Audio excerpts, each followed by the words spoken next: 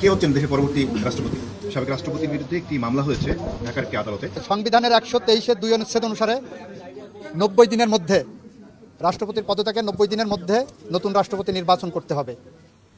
গতকাল ছিল 23শে জুলাই, 24শে জুলাই। গতকাল 24শে জুলাই ছিল। 24শে জুলাই, আগস্ট, সেপ্টেম্বর, অক্টোবর, 24শে অক্টোবর পর্যন্ত আমাদের হাতে সময় আছে। সুতরাং বিশেষ অধিবেশন ডাকার মতো কোনো পরিস্থিতি এখন তৈরি হয়নি। যেহেতু 60 দিনের মধ্যে আমাদের 15 জুলাই থেকে 60 দিনের মধ্যে আমাদের পরবর্তী অধিবেশন হওয়ার কথা সাংবিধানিকভাবে, আশা করি সেই অধিবেশনেই এটা নিষ্পত্তি করা সম্ভব হবে। স্যার, আরেকটা বিষয় যে আমরা আজকে জানতে পারলাম যে সাবেক রাষ্ট্রপতির বিরুদ্ধে একটি মামলা হয়েছে ঢাকার একটি আদালতে। উনি গতকালকে বলেছিলেন যে 51 আর্টিকেল 51 অনুযায়ী ওনার মামলা করা যায় না, কিন্তু ওনার প্রিভিয়াস কর্মকাণ্ডের জন্য এই মামলাটি হয়েছে।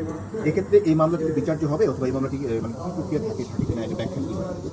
আইন যখন ব্যাখ্যার প্রয়োজন আসবে তখন ব্যাখ্যা দেওয়া হবে। আচ্ছা sir, this is too early to make any comment. উনি যেহেতু ওই সরকারের সময় ছিলেন এবং সেই সময় যদি আপনারা যেটা বলছেন বা বিভিন্ন অভিযোগ, জুলাই আগস্ট আন্দোলন হয়েছে, মানুষ মারা গেছে, সেই সব ঘটনার জন্য কি ওনাকে কি না, রাষ্ট্রপতিকে এখানে প্রোটেকশন দেওয়া আছে, এটাতে রাষ্ট্রপতি প্রোটেকশন। তার রাষ্ট্রপতি দায়িত্ব নেওয়ার আগে যে অভিযোগগুলো আছে সেটা দেখা আমরা যাচাই বাছাই করে দেখবো, সময় হলে দেখবো এমনি হওয়ার সুযোগ আছে কিনা। এইটা যারা করেছেন কি উদ্দেশ্যে করেছেন, তাদের উদ্দেশ্য কি, সৎ উদ্দেশ্য না অসৎ উদ্দেশ্য, এগুলো দেখি। এই রাষ্ট্রপতির কথা বলছি না, এই যে কোনো রাষ্ট্রপতি দায়িত্ব নেওয়ার আরেকটু আগে ভালো করে দেখবো। এখন কেন এই প্রশ্ন করছেন? আগে করলে ভালো করছেন। স্যার, সবচেয়ে প্রশ্ন হচ্ছে কে হচ্ছেন দেশের পরবর্তী রাষ্ট্রপতি? সময় বলে দেবে।